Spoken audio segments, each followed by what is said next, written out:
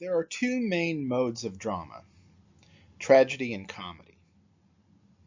Harman and Holman state that tragedy recounts a causally related series of events in the life of a person of significance, culminating in an unhappy catastrophe, the whole treated with dignity and seriousness.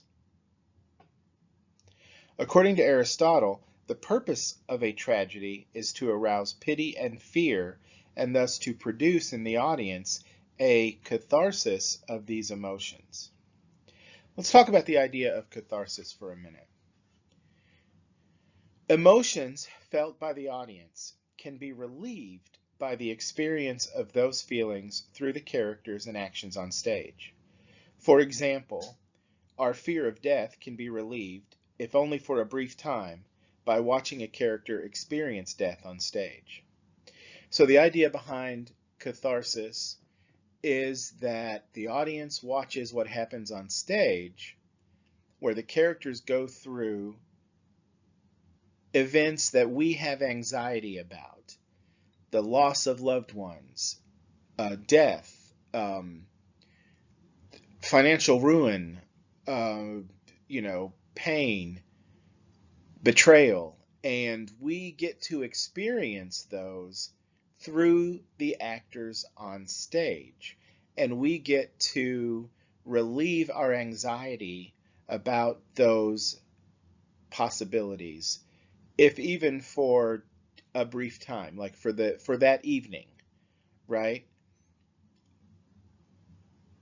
Pickering and Hopper further explained catharsis as a psychological state through which emotions are purged.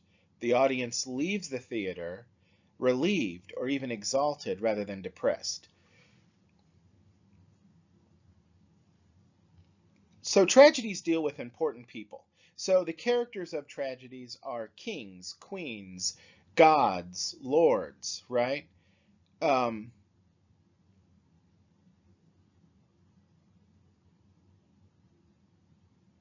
these people go through events that affect them in major ways.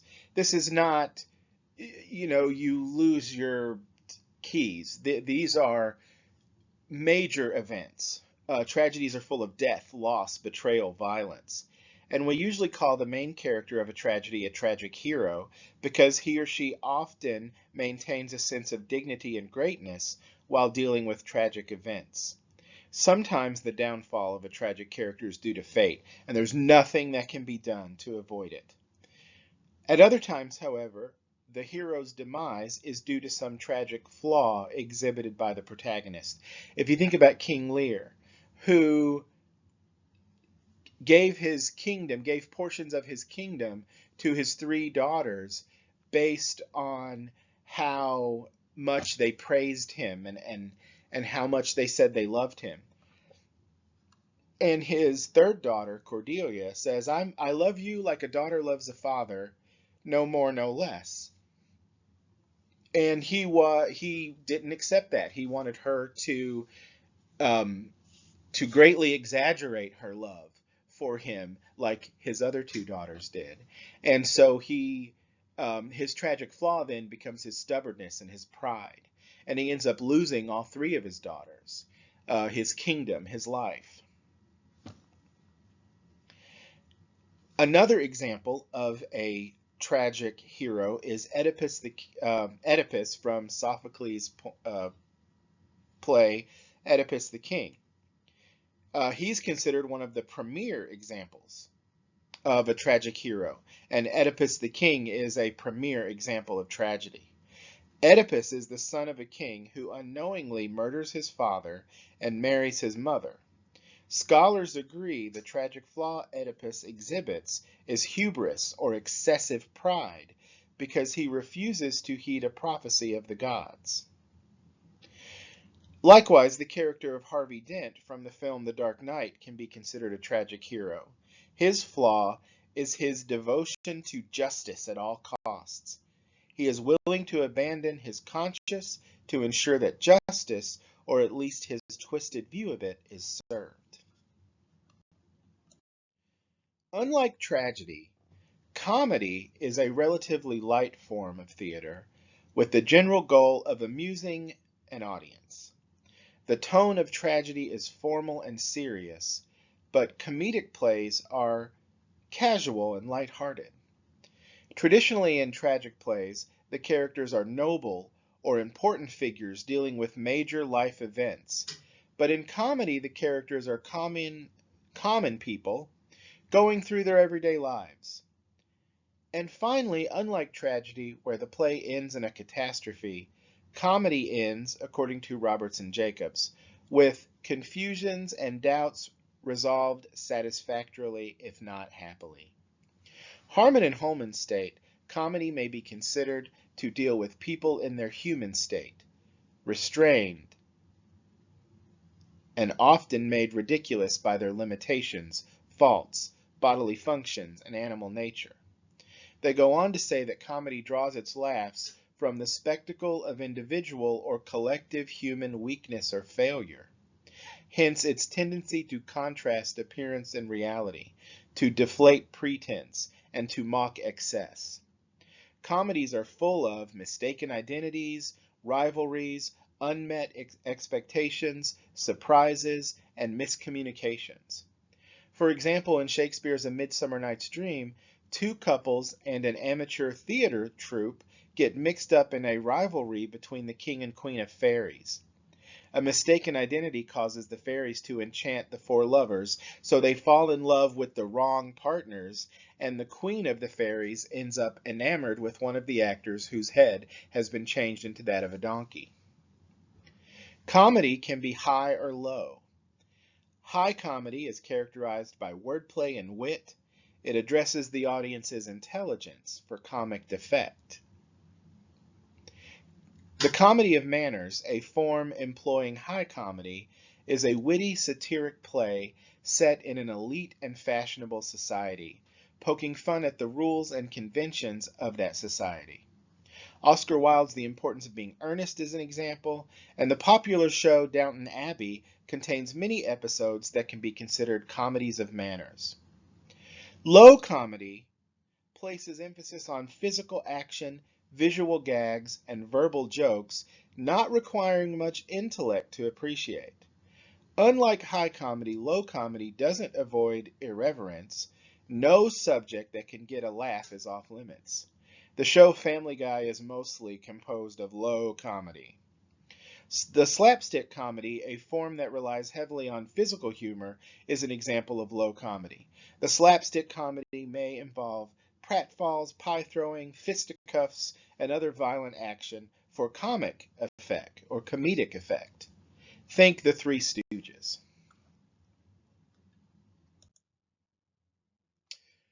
So plays can be comic or tragic. They can also be realistic or non-realistic. Realistic drama seeks to create an illusion of reality. The situations, problems, character, dialogue, and other elements are all those that might generally exist in the real world. A realistic play presents a self-contained action in a world that faithfully attempts to imitate life. A realistic play most often depicts ordinary people in ordinary situations. In these dramas, characters act with strong motivation, and they do not realize that they're in a performance. They do not acknowledge the audience at all. Due to this supposed oblivion to the audience, the opening in the boxed set of the theater stage through which the audience views the action is often called the fourth wall, because to the characters it is just another wall in the room in which the play is set. Furthermore, the set and costumes are detailed and accurate to the time period being depicted. The play Awake and Sing is about an impoverished family living in the Bronx during the 1930s. And I can remember one time I attended a performance of the play at Morehead State University, and I noticed the setting, a New York apartment living room, was so detailed that there were actual ashes in the ashtrays. That's a realistic play. That's a play trying to copy reality. Likewise, in the play Night Mother by Marcia Norman, about a woman who is planning to commit suicide, There is a clock on stage that reads 8:15 at the beginning, and the entire play occurs in real time. Realism became the dominant mode of theater in the late 19th century, and it is still popular today. Naturalistic theater arose out of realism. Naturalistic plays attempt to copy reality, but they depict the more brutal and unpleasant aspects of life. Naturalistic drama presents characters who are severely limited by their environments in a universe indifferent to human pain and suffering. According to Kennedy and Gioia, naturalistic writers want the audience to study their characters' behavior with the detachment of zoologists studying animals. More often than not, however, plays are non-realistic. A non-realistic play is one that does not make any attempt to imitate reality. And the departure from reality can take many forms. So, in fact, most plays are non-realistic. I would say that the plays of Shakespeare, for example, are non-realistic. Greek theater probably is non-realistic because, as we'll learn next week, the Greek actors wore masks and high-heeled shoes so that they would appear taller. And people don't go around wearing masks and platform shoes in real life, right? So there are more non-realistic plays out there than there are realistic plays. And here are some of the forms that non-realistic plays can take. A non-realistic play may feature character types that do not exist in the real world, or may feature fantastical events that could not happen in real life. For example, Eugene O'Neill's play The Emperor Jones, about a porter who kills a man and then flees to a Caribbean island, features a crocodile god as a character. Likewise, Wendy and her brothers, John and Michael, fly away from London to Never Never Land in the play Peter Pan. The characters in a non-realistic drama may be fully aware they're in a production, and they may even interact with the audience. For example, in Luigi Pirandello's play, Six Characters in Search of an Author, there are characters who portray types, the mother, the son, the leading lady, etc., and they are fully aware they are characters in a play. Likewise, Tom Stoppard's play, The Real Inspector Hound, features two theater critics as characters who watch the play with the audience. Another way that a play might be non-realistic is it may use minimal set pieces and costumes and have actors portraying several different characters. For example, Shakespeare's plays performed at the Globe Theatre used minimal sets and no attempt was made to use accurate costumes. Julius Caesar, for instance, wasn't performed in togas. In fact, the costumes used in English Renaissance theater were often clothes willed to servants by deceased wealthy masters. The servants would sell the clothing to theaters because they could not legally wear the bequeathed pieces themselves, since there were laws forbidding the lower classes from wearing certain types of garments. The dramatist of a non-realistic play may play with space and time. For example, in Carol Churchill's Cloud Nine, the first act takes place in the Victorian period, 19th century, 1800s, mid to late 1800s, and the second act takes place in the 1970s. But to the characters, only 25 years have passed. According to Roberts and Jacobs, non-realistic drama employs whatever the playwright finds useful. It can be full of devices that break through the illusion of the stage and scream out that the play is a play, a work of art, a stylized imitation of something remotely connected to life.